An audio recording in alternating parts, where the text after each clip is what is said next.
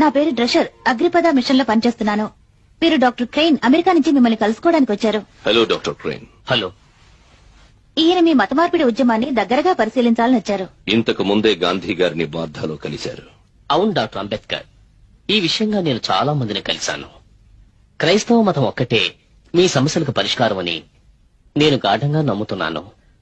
మీరు క్రైస్తవులుగా మారితే తక్కిన క్రైస్తవ దేశాలన్నీ మీరు సామాజికంగా, రాజకీయంగా, ఆర్థికంగా మీ హోదాను పెంచుకోవడానికి తోడ్పడతాయి. ఖచ్చితంగా ఇది మీ తోటి భారతీయులెవరికీ అభ్యంతరంగా ఉండదని నా ఉద్దేశం.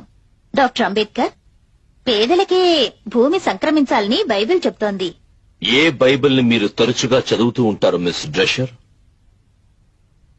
హోలీ బైబిలేనండి. అది నిజమే, కానీ ఏ ఎడిషన్? ప్రస్తుతం ఉన్నదా, కింగ్ జేమ్స్ దా, లేక అతి ప్రాచీన ఎలిజబెథన్ కాలానిదా? మిస్ డ్రెషర్, మీరు కుక్ రాసిన కామెంటరీస్ ఆన్ బైబిల్ చదివారా?